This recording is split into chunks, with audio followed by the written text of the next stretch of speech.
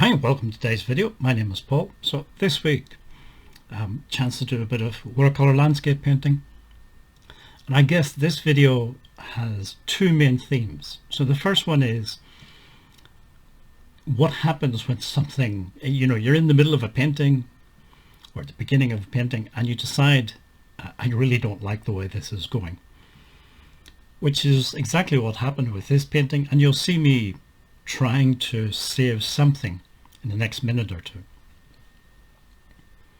Originally I decided I was going to do this sort of hillside painting, but it just wasn't working for me, so I tried to change it. Watercolor has this reputation of being more difficult to work with because you can't really change things once you put them down onto the paper, and that's kind of it. I think it's partly true, but not entirely true. It's certainly not as easy to work with as, say, oil paint. If you're not happy with oil paint, you can always paint over it, or if you put down thick impasto style oil paint, you can always scrape it off with a palette knife or something and then rework the canvas again. Acrylic paint, I guess to some extent that's true, although it depends on how fast you work, because of course the acrylic dries much faster. And something like, I use charcoal for drawing. Charcoal, as I've mentioned before, is very forgiving. You can smudge things, rework things quite a bit. But as I say, watercolor has this reputation of once it's down, that's it. I think as long as things are still wet, you can change things quite a bit, or at least you could move things around a bit and smudge things and try to hide mistakes or things you don't like. So with this one, I say I was trying to do a hillside, I just wasn't happy with it, so I decided instead to sort of flatten out that horizon line.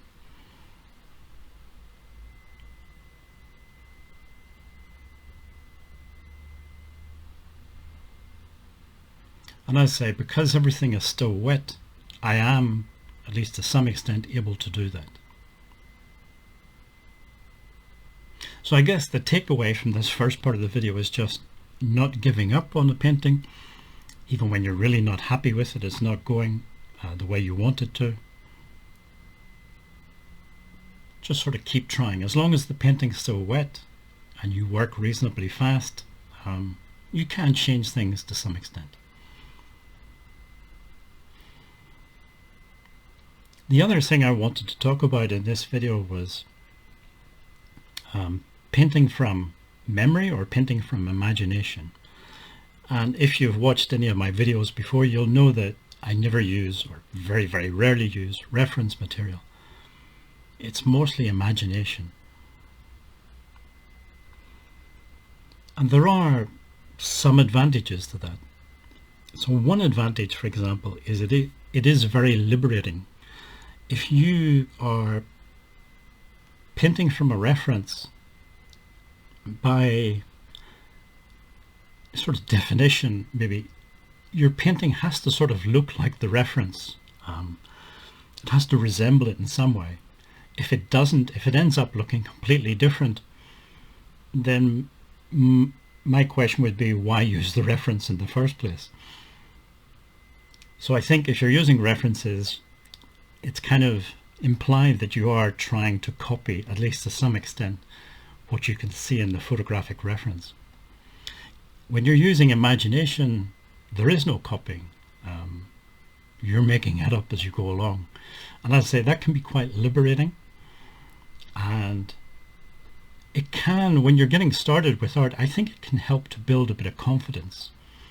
Because if you're copying, it's putting a lot of pressure on your drawing skills. And if, like me, your drawing skills are not that strong, it's going to put a lot of pressure on you, especially at the beginning. Because if the underlying drawing isn't right, or at least doesn't look like the reference photograph, it doesn't matter how good you are at painting or what type of paint you use or anything else, the final painting isn't going to look like the reference either. And if your goal is a painting that looks like the reference, then you're going to look at it and think, well, I failed.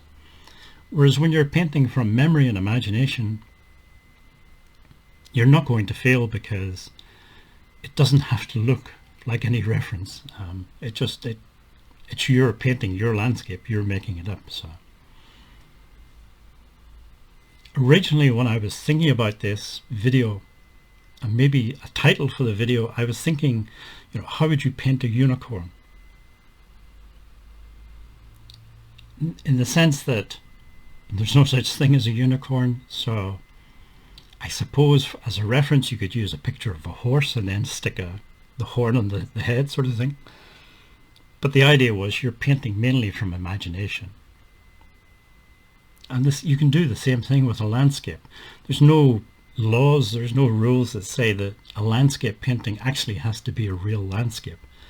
It can be imaginary as well.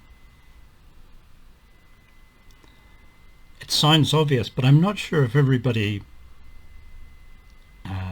gets that idea, because when you look around at textbooks and online tutorials and things, they're often painting from reference material. The idea that you can just make it up as you go along doesn't seem to make it into a lot of tutorials.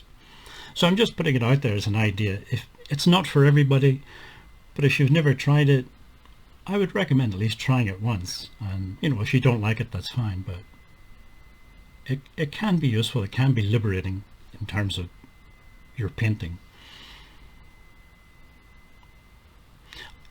In terms of the title of this video, I decided not to go with the how to paint a unicorn, because I thought that might be a bit misleading and I might end up with a lot of angry comments from people who thought the video would be a unicorn painting tutorial. So I decided not to go with that. There's no mentions of unicorns in the title. This is the final painting. As I say, I was much happier with this than the original direction I was going in. So as I say, it's worth keeping going and not giving up. You never know. It may still not work out, but at least you haven't given up on it. Well, as usual, if you made it this far in the video, thank you for watching, thank you for listening to me, and hopefully see you in the next video.